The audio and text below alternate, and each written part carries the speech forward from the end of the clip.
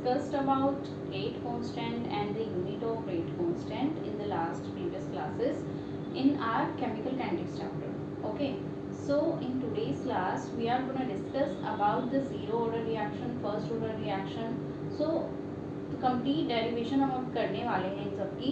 तो अभी हम सबसे पहले ज़ीरो ऑर्डर रिएक्शन से स्टार्ट करेंगे. ठीक है, अगर आपने लास्ट क्लासेस नहीं देखी हैं तो एक बार देख लेना, चेक करना उनको जाकर, क्योंकि उनमें बताया गया है जो इम्पोर्टेंट चीज़ें हैं. और कुछ क्वेश्चंस भी हमने कराए थे जो हमारे रेट कांस्टेंट से और यूनिट ऑफ रेट कांस्टेंट से रिलेटेड हैं, जिनसे हम ऑर्डर निकालते हैं रिएक्शन का.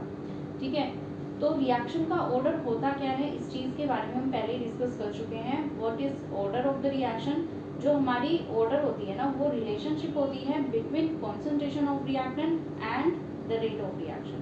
कि जो हमारा कॉन्सेंट्रेशन है उसको अगर हम चेंज कर देते हैं तो क्या चेंजेस आते हैं हमारे रेट ऑफ रिएक्शन पे, इसके बारे में बताता है हमारा ऑर्डर. ठीक है, order can be zero order, first order reaction, second order और may be third, 3, 4 and half fraction में भी हो सकती है.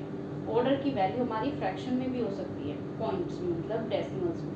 ठीक है, तो ये हमारा था जीरो ऑर्डर. तो सबसे पहले तो हम बात करते हैं जीरो ऑर्डर रिएक्शन की.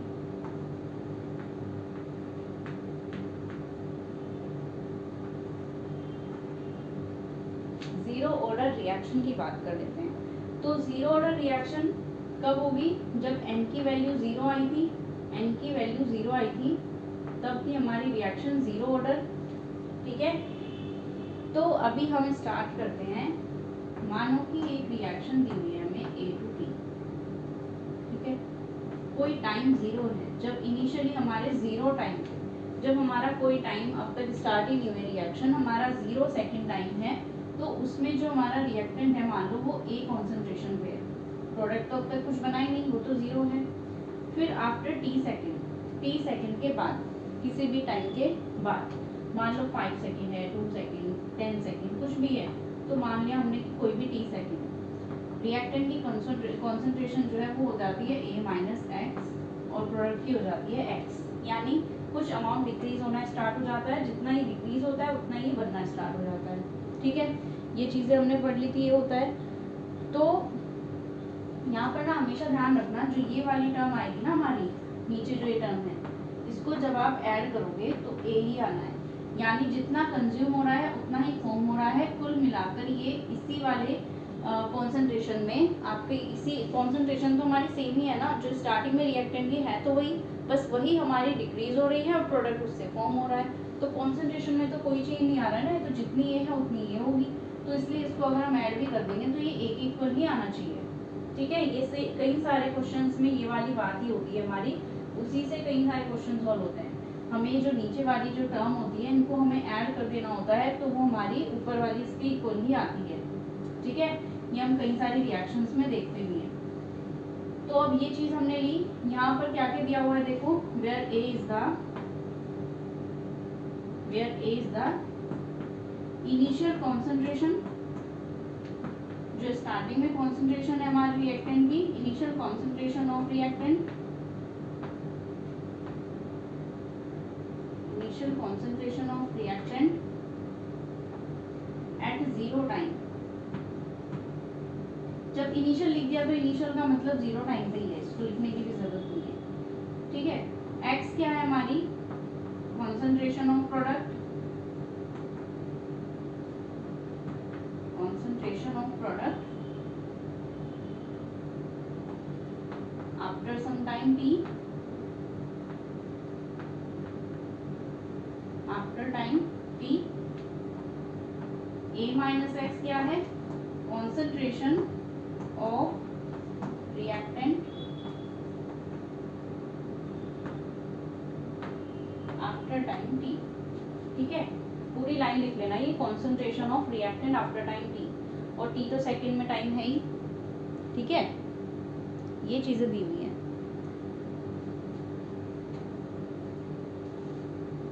इसको हम ये भी कह सकते हैं कि जो हमारा x है वो है हमारा amount of product form after time t, and A minus x को हम बोल सकते हैं अमाउंट, या हाँ, amount of reactant decomposed after time t या डिक्रीज आफ्टर टाइम t. ठीक है, तो अगर अब हमें इस रिएक्शन को देखना है कि ये वाली रिएक्शन है और हमें बताना है कि इसको आप रेट लॉ की फॉर्म में लिखो। ये रेट कांस्टेंट वाली चीज जो हमने लास्ट क्लास में की थी, अगर वो क्लास देखकर नहीं आ रहे हो, रेट लॉ एक्सप्रेशन कैसे होता है, रेट कांस्टेंट कैसे होता है, क्या यूनिट्स होती है, तो आगे दिक्कत होने वाली है, क्योंकि बार बार वो चीज़ तो नहीं बताई जाएगी। अब तो डायरेक्टली क्वेश्चन ही किए जाएंगे, क्योंकि बार बार वो चीज़ें रिपीट करने से टाइम कंज्यूम होता है। तो it's better you can see that in description, मैं लिंक दे दूंगी, तो आप उसको डिस्क्रिप्शन में जाकर देख लेना वीडियो को, ठीक है। तो ओके, यहाँ पर A2P कोई प्रोडक्ट बन रहा है जिसकी कॉन्सेंट्रेशन भी हमें दी हुई है। तो यहाँ से अगर हमें रेट ऑफ रिएक्शन निकालना हो in terms of rate constant, तो वो क्या आता है, इनिशियली A की कॉन्सेंट्रेशन और उसकी पावर n, यही तो हम करते आ रहे थे, यही किया था ना हमने। और बाकी अगर हमें इसको देखना है कि ये डिकम्पोज हो रहा है हमारा रिएक्टेंट एंड ये हमारा फॉर्म हो रहा है, तो सब में हमें क्या करना है, रेट लॉ एक्सप्रेशन लिख देना है, ठीक है। इनिशियली तो हमें रेट लॉ एक्सप्रेशन ही लिखना है, जैसी कोई इक्वेशन दिखेगी। तो रेट लॉ एक्सप्रेशन अब इसमें हम किसके लिए लिख रहे हैं, जीरो ऑर्डर के लिए। शुरू में ही बता दिया कि n जीरो होना चाहिए, तो n की वैल्यू तो जीरो रखनी है हमें। तो हम क्या कर सकते हैं, यहाँ पर इसको हम मानेंगे यहाँ पर इसकी पावर जीरो, और ये हम मान लेते हैं कि यहाँ पर जो रेट कांस्टेंट है वो है हमारा ये, where K0 is the rate constant for zero order reaction, rate constant for zero order reaction, ठीक है। इतनी चीज हो गई। अब किसी भी नंबर की पावर अगर जीरो हो जाती है, मान लो कोई 9 है उसकी पावर जीरो हो गई, 10 की पावर जीरो, या फिर कोई आपका 10,000 है उसकी पावर भी जीरो, तो कितना भी बड़ा नंबर हो अगर पावर जीरो है तो आंसर क्या आता है, 1। तो यहाँ पर भी क्या आंसर आने वाला है, 1। तो R इज इक्वल टू किसके आगे, डायरेक्ट रेट कांस्टेंट के इक्वल। और ये हमने कल देखा भी था लास्ट क्लास में कि जो हमारा रेट ऑफ रिएक्शन की यूनिट होती है और रेट कांस्टेंट की यूनिट होती है वो सेम आती है जीरो ऑर्डर के लिए, क्योंकि आपस में दोनों इक्वल है, ठीक है। तो फिर इनकी यूनिट भी सेम आएगी। तो इतनी चीज होती है, यहाँ तक तो समझ आ गया कैसे हो रहा है, ओके। तो R is equal to K0 भी हो गया। अब हमें इसको किसके इक्वल रखना है, इन वाली वैल्यूज के, A की कॉन्सेंट्रेशन के इक्वल रख दें। देखो R equal to K0 minus D, A क्या है हमारा, आफ्टर टाइम T। देखो हमेशा जो हम लेते हैं ना कॉन्सेंट्रेशन, वो आफ्टर टाइम T वाली ले रहे हैं, जो भी हम निकाल रहे हैं वो आफ्टर टाइम T वाली लेनी है। तो हमें इस वाले A और जीरो इससे कोई मतलब नहीं है, क्योंकि ये जीरो आ गए तो फिर तो ये जीरो ही हो जाएगा, इक्वल जीरो हो जाएगा, क्या निकाल रहे हो। तो हमें तो ये वाली मतलब है ना, जब हमारा प्रोडक्ट बनना स्टार्ट हुआ है तब क्या रेट होगा उस पर डिपेंड करता है ना, T टाइम पे। तो ये वाली कॉन्सेंट्रेशन हमें लेनी होती है। तो यहाँ पर हम लेते हैं इस वाली को। तो A की कॉन्सेंट्रेशन कितनी आ रही है, A minus X by D T is equal to product की कितनी आ रही है, D X by D T, ठीक है। ये बन गई इक्वेशन। अब हम क्या कर सकते हैं, हमने एक चीज देखी थी कि रिएक्टेंट की कॉन्सेंट्रेशन जो होती है, मतलब जो ये रेट ऑफ रिएक्शन होता है हमारी रिएक्टेंट का एंड प्रोडक्ट का, दोनों सेम होते हैं, ठीक है। या तो आप देख लो कि रिएक्टेंट कितना कंज्यूम हो रहा है, या फिर देख लो प्रोडक्ट कितना फॉर्म हो रहा है, दोनों एक ही बात है। जितना प्रोडक्ट बनेगा उतना ही रिएक्टेंट भी डिक्रीज होना स्टार्ट होगा, ठीक है। तो ये चीज है। अब हम क्या कर सकते हैं, या तो इस वाली चीज को इसके इक्वल रख लो, या फिर इस वाली चीज को इसके इक्वल रख लो। तो हम मान लेते हैं कि इसमें तो माइनस भी है, चलो काम करते हैं, हम dx बाई dt के इक्वल रख लेते हैं। दोनों सेम ही आएंगे रखने से, कोई सा भी रख सकते हो आप। तो हमने क्या किया, dx बाई dt वाली टर्म ली प्रोडक्ट वाली, और उसको इक्वल रख दिया किसके, K0 के। ये कितनी बात हो गई, क्लियर, ठीक है।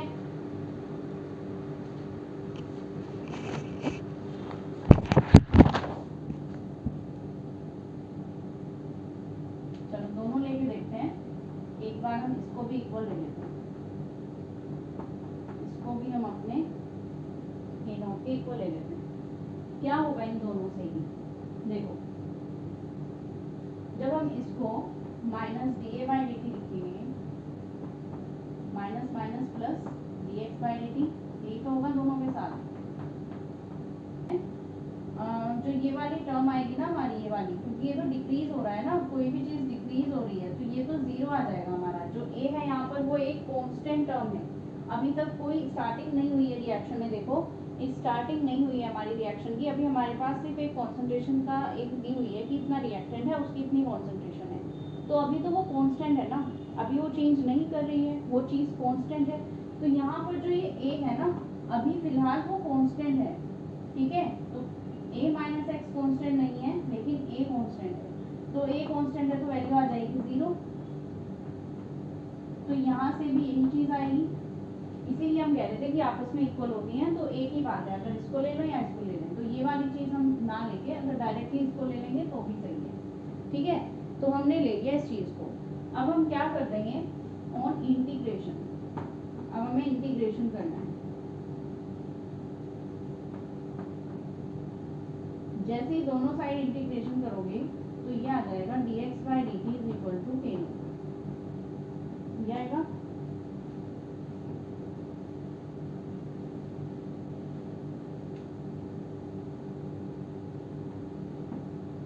dt को दूसरी साइड लिख देते हैं, के नोट तो रेट कांस्टेंट है हमारा, बाहर आ जाएगा, और ये dt, ठीक है।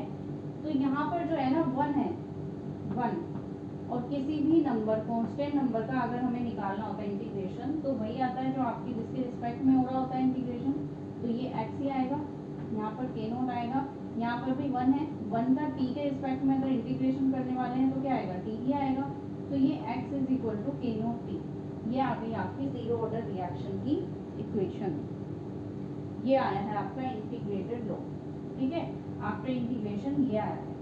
इस चीज़ को आपको ध्यान रखना है, ठीक है, हमेशा इस चीज को ध्यान रखना। x कौन सी वाली कॉन्सेंट्रेशन है हमारी, जो हमारा प्रोडक्ट था, प्रोडक्ट की कॉन्सेंट्रेशन है ना, ये वाली जो है हमारी प्रोडक्ट की कॉन्सेंट्रेशन है, ये के नोट टी है, तो हम मान लेते हैं कि जो प्रोडक्ट की कॉन्सेंट्रेशन थी ये आफ्टर टाइम टी वाली हमने ली है, ठीक है, इसको हम मान लेते हैं कि सी की, ये आफ्टर टाइम टी वाली कॉन्सेंट्रेशन है। सी नोट है हमारी जो हमारी इनिशियल कॉन्सेंट्रेशन है, वो तो यहाँ 0 है ही, वो तो है ही नहीं यहाँ पर, तो हम इसको ऐसे भी लिख सकते हैं प्रोडक्ट की फॉर्म में, इन फॉर्म ऑफ प्रोडक्ट, तो इस इक्वेशन को हम प्रोडक्ट की फॉर्म में ऐसे भी लिख सकते हैं, और अगर इसको हमें रिएक्टेंट की फॉर्म में लिखना हो तो कैसे लिखेंगे इसको, C T is equal to C naught minus K naught T, जब हमारा कुछ डिक्रीज होना स्टार्ट हो जाएगा तो इसकी ना ये दो फॉर्म भी होती हैं, ये डिफरेंट है, ये डिफरेंट है, ये डिफरेंट है, इन तीनों ही इक्वेशंस को एक साथ लिख दो। x equal to K naught T तो आपकी जनरल इक्वेशन है जो इंटीग्रेशन के बाद आई है, प्रोडक्ट के लिए आपकी ये वाली इक्वेशन भी होती है, सी टी का मतलब है कि जो कॉन्सेंट्रेशन है टाइम टी की, टी के बाद जो कॉन्सेंट्रेशन हो रही है उसकी बात हो रही है, ये आपकी सी नोट जो है वो 0 टाइम पे कॉन्सेंट्रेशन जो है उसकी बात हो रही है, के नोट टी साथ में है ही। इसी तरीके से रिएक्टेंट, बस यहाँ माइनस आ जाएगा क्योंकि कुछ डिक्रीज हो रहा है ना, रिएक्टेंट कंज्यूम हो रहा है, डिक्रीज हो रहा है तो इसलिए माइनस आया, ठीक है, तो ये होगा। अब इसके बाद जो है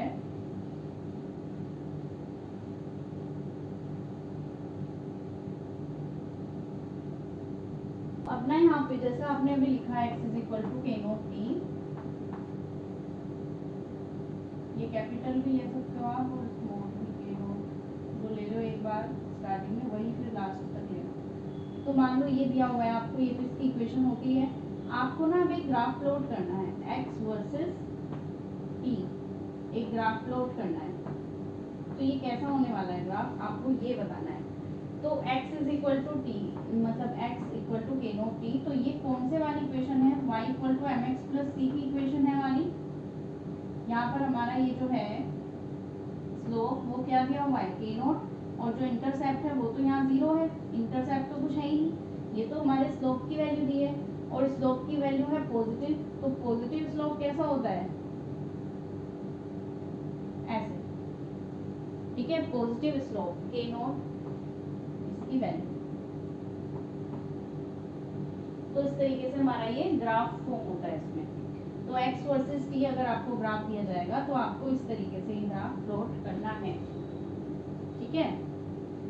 अगर आपको t वर्सेस x दे दें, अब ये भी चीज ध्यान रखने की है, अगर आपको इसका अपोजिट दे दें तो क्या करोगे? तो यहाँ पे आपका ना फिर इस साइड तो t आएगा और इस साइड x आएगा। तो अब जो ये y एक्सिस है ना आपकी, y एक्सिस ये t वाली है, मतलब जो t है वो है, और ये जो x है हमारा ये x है, ठीक है। तो अब इसको हमें रिएक्शन, इस इक्वेशन को ना थोड़ा सा चेंज करना पड़ेगा। तो y की जगह t आना चाहिए, यानी अब हमें y equal to mx plus c अगर इसे बनाना है तो इस तरफ हमें सिर्फ t चाहिए, k नोट को दूसरी साइड लेके आना पड़ेगा। तो x अपॉन k नोट ये हो जाएगा, ठीक है। तो यहाँ पर t वर्सेस x अब क्या हो रहा है हमारा, ये तो t हो गया हमारा y, x हो गया हमारा ये। अब m की वैल्यू क्या आई है यहाँ पर 1 अपॉन k नोट। तो यहाँ पर ये पॉजिटिव हमारा स्लोप है, बस इसकी वैल्यू चेंज हो गई 1 अपॉन k नोट, ठीक है। एग्जाम में इस तरीके से कुछ भी दे सकते हैं, ठीक है। तो 1 अपॉन k नोट हो गई हमारी इसकी वैल्यू, जो इसका स्लोप है उसकी वैल्यू, ठीक है। एक और इक्वेशन, एक और देख लेते हैं ग्राफ।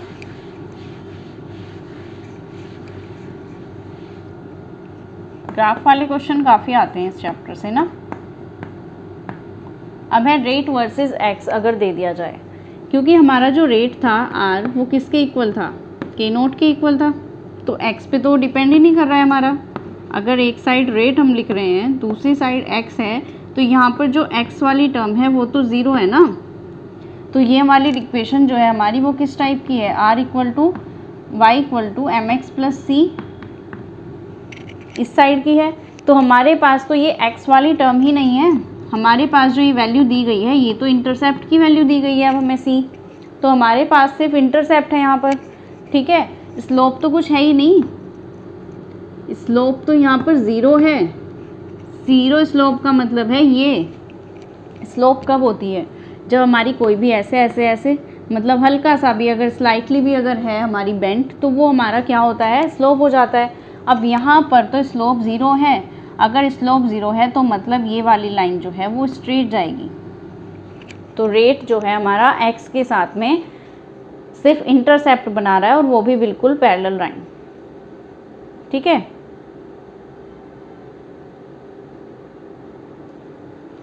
ओके,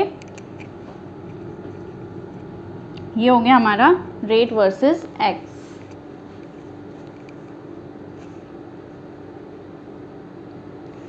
अभी हमने एक इक्वेशन और देखी थी, C T is equal to C naught plus K naught X. ये बार बार मैं स्मॉल ही बना रही हूँ उसको,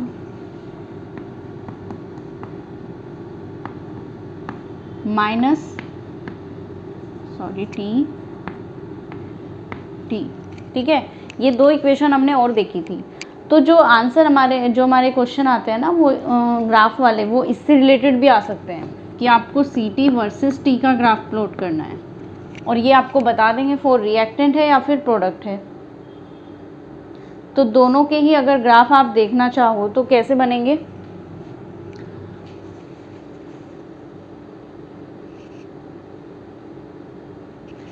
तो अगर आप इसको देखना चाह रहे हो कि रिएक्टेंट के लिए क्या आएगा और प्रोडक्ट के लिए क्या आएगा, तो आपको क्वेश्चन में अगर मेंशन करके दें कि रिएक्टेंट के लिए लिखना है आपको, तो आप रिएक्टेंट के लिए लिखोगे, प्रोडक्ट दिया है तो प्रोडक्ट के लिए ही बनाओगे। अगर दोनों में से आपको कुछ भी नहीं दिया है तो आप रिएक्टेंट ही मान के चलोगे और रिएक्टेंट के लिए ग्राफ प्लॉट करोगे। तो रिएक्टेंट कौन सा होता है, ये वाला। तो सी टी वर्सेस टी इसमें ग्राफ प्लॉट हो रहा है, तो इसमें Y equal to M X plus C वाली इक्वेशन ही फॉर्म हो रही है। तो यहाँ पर एम एक्स की जगह, एक्स की जगह तो देखो टी है, ठीक है, माइनस के नोट है एम की जगह, प्लस है सी नोट, और वाई की जगह सी टी। तो ये कुछ इस टाइप से इक्वेशन है ना, सेम वही है। तो ये सी टी की जगह क्या रखना है आपको, जो वाई है वो सी टी है, और एक्स जो है हमारी ये वाली वो टी है।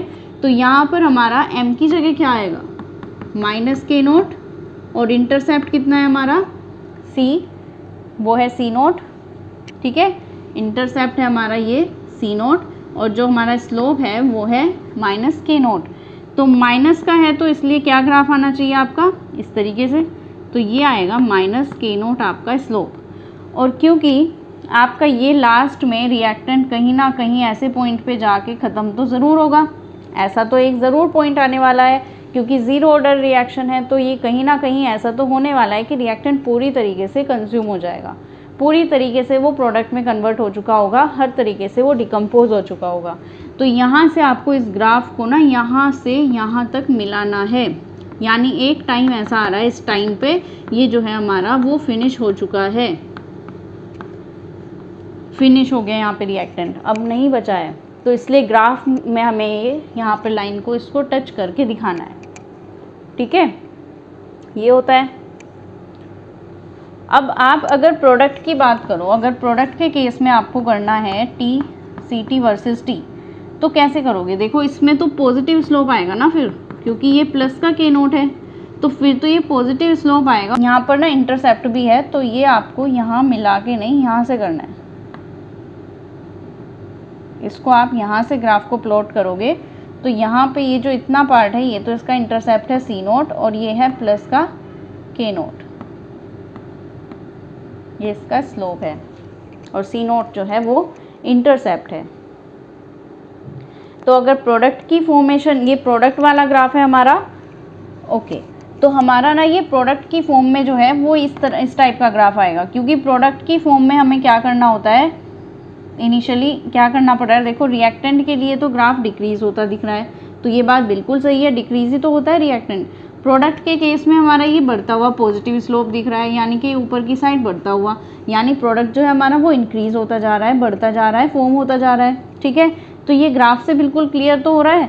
तो इसलिए आपको अगर डायरेक्टली ये ग्राफ भी दे दें और पूछ लें कि ये कौन से टाइप का ग्राफ है, रिएक्टेंट के लिए या प्रोडक्ट के लिए, तो डायरेक्टली दिख रहा है कि रिएक्टेंट के लिए है, क्योंकि ये डिक्रीज होता दिख रहा है। ये वाला ग्राफ प्रोडक्ट के लिए, क्योंकि इंक्रीज होता दिख रहा है, ठीक है।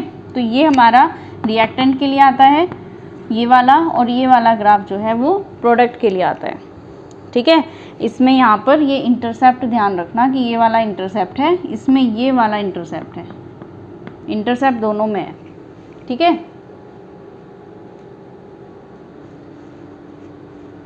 ओके, तो ये कुछ ग्राफ्स हुए इसके, सारे ग्राफ्स ये वाले तो कंप्लीट हुए। अब हम एक और टॉपिक स्टार्ट करने वाले हैं ज़ीरो ऑर्डर के लिए ही, half life time.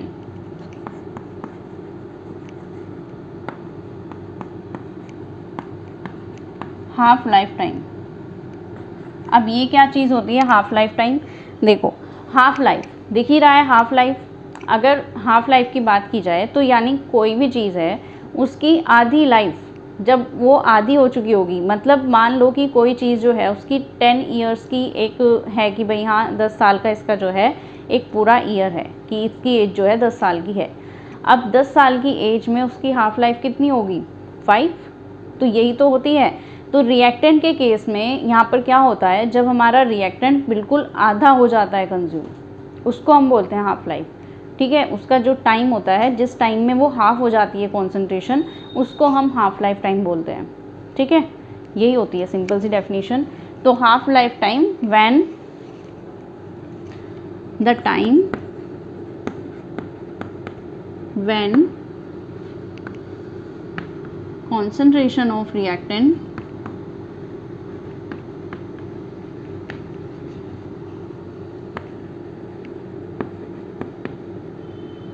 becomes half of its initial value।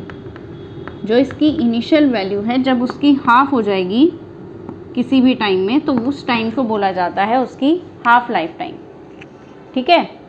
मान लो कि अगर हम इसे ग्राफ से ही प्लॉट कर दें कि ये जो पूरा ग्राफ आप यहाँ देख रहे हो कि यहाँ पर आकर ये ख़त्म हो गया था, मान लो कि ये टाइम जो है हमारा यहाँ से कुछ इस टाइप से दिया हुआ है 1 2 3 4 5 6 7, ठीक है, मान लो ये दिया हुआ है। अब एक टाइम ऐसा है, इन्होंने कहा कि हाफ लाइफ टाइम, यानी जिस टाइम में वो हाफ हो जाए, तो ये वाला टाइम है जिसमें वो 3.5 हो रही है, यानी 7 का हाफ 3.5 है। तो ये वाला वो टाइम है जहाँ पर इसकी जो कॉन्सेंट्रेशन है ना वो हाफ हो रही है। तो ये वाला टाइम जो होता है हमारा, ये वाला टाइम, ये होता है उसका हाफ लाइफ टाइम, ठीक है। इसको हम बोलते हैं हाफ लाइफ टाइम, और इसको हम रिप्रेजेंट करते हैं किससे? टी हाफ से, या फिर टी 50%, क्योंकि जब हमारा 100% है उसमें से जब 50% रह जाएगा हमारा इनिशियल कॉन्सेंट्रेशन, उसको बोलते हैं हम हाफ लाइफ टाइम। ठीक है, तो ये होता है हमारा हाफ लाइफ टाइम। इसमें भी कुछ ग्राफ्स आते हैं और इसकी भी कुछ वैल्यू होती हैं। देखो हमने इनिशियली क्या पढ़ा था, जो हमारी इक्वेशन आई थी ज़ीरो ऑर्डर के लिए वो ये आई थी। अगर हम ज़ीरो ऑर्डर की बात कर रहे हैं तो x इक्वल टू KT आया था। अब इन्होंने ये कहा है कि मान लो जो A से P जा रहे थे हम इनिशियली, अगर A ज़ीरो थी हमारी यहाँ पर कोई ज़ीरो टाइम में इसकी कॉन्सेंट्रेशन, तो एक टाइम ऐसा आया जिसको हम T हाफ बोल रहे हैं, जिसमें इसकी जो कॉन्सेंट्रेशन थी वो A/2 हो गई। ठीक है, अब ये जब A/2 हो गई तो x भी तो A/2 हो जाएगा।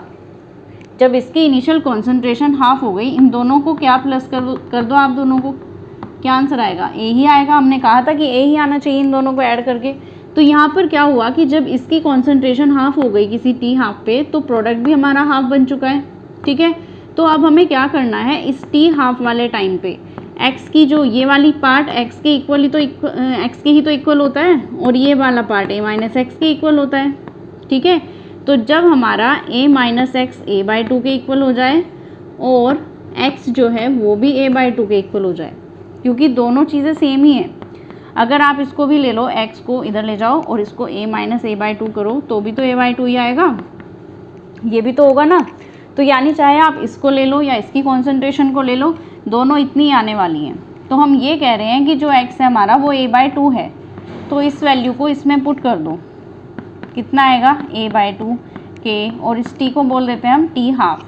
तो T हाफ क्या आ गया हमारा, A/2 K0, ये। ठीक है, ज़ीरो ऑर्डर के लिए ये आ गई हमारे T हाफ की वैल्यू।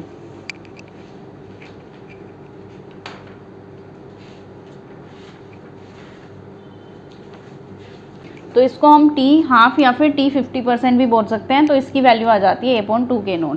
ये फॉर्मूला इंपॉर्टेंट है, इसको याद रखना है हमेशा। ये वाले कुछ 2-3 फॉर्मूले ऐसे होते हैं, ये याद रखने के ही होते हैं, इनको हमेशा याद रखना। या फिर ये याद रहेगा तो फिर तो आप T हाफ निकाल ही दोगे, इसमें वैल्यू पुट करके A/2 आप निकाल ही दोगे। तो आपको कोई एक तो याद रहना ही चाहिए। अब जैसे हमारा ये था, मान लो कि एक है अब हमारा T 100%, एक है T 100%, जैसे T 50% था, तो जो T 100% होगा वो क्या होगा, 50% का डबल ही तो होगा ना, जितना ये है उसका डबल ही तो होगा। ये कब होता है, जब हमारा मान लो ये A था, ये 0 था, ये हमारा क्या हो गया, A/2 हो गया किसी T हाफ टाइम पे, ये हमारा ये हो गया। अब मान लो एक T 100% है जो पूरा का पूरा टाइम, उस पर ये 0 हो गया और ये A हो गया। तो अब इस वाले को हम क्या लिख सकते हैं, ये जो है हमारा A यहाँ पे पुट कर सकते हैं हम। तो A is equal to K0 T 100%। तो अब T 100% की वैल्यू क्या आ जाएगी, A/K0। और जो हमारा T 50% था उसकी वैल्यू क्या थी, A/2 K0। यहाँ से हम ये कह सकते हैं कि T जो हमारा 100% होता है वो इज़ इक्वल टू होता है 2 टाइम्स ऑफ 50% के।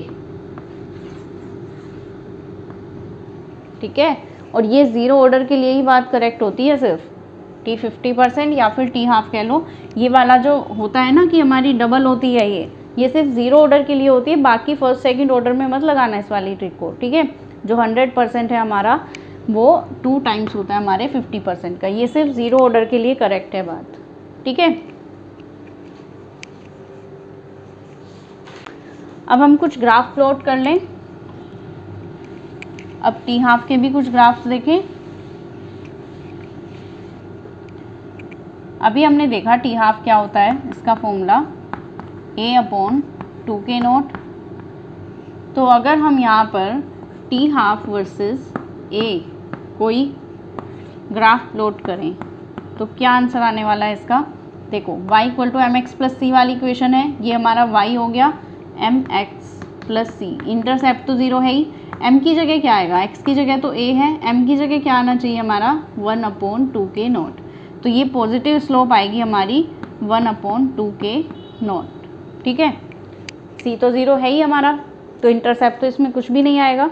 तो ये होता है हमारा इसका फॉर्मूला, सॉरी ग्राफ। ठीक है, तो ये तो थी हमारी ज़ीरो ऑर्डर रिएक्शन, इसके बारे में हमने देख लिया ज़ीरो ऑर्डर को हम कैसे कैसे निकालते हैं। हमने टी हाफ भी देख लिया इसमें कि टी हाफ कैसे निकालते हैं। ये फॉर्मूले इंपॉर्टेंट है, याद रखना इनको। ठीक है, डेरिवेशन एक बार और देख लेना उसको अच्छे से। अभी हम नेक्स्ट वीडियो में नेक्स्ट क्लास में स्टार्ट करने वाले हैं फर्स्ट ऑर्डर रिएक्शन, उसकी भी हम ऐसी डेरिवेशन करेंगे और फिर उसके लिए भी हम टी हाफ की वैल्यू निकालेंगे कि क्या होती है वो। ठीक है, so thanks for watching and keep learning.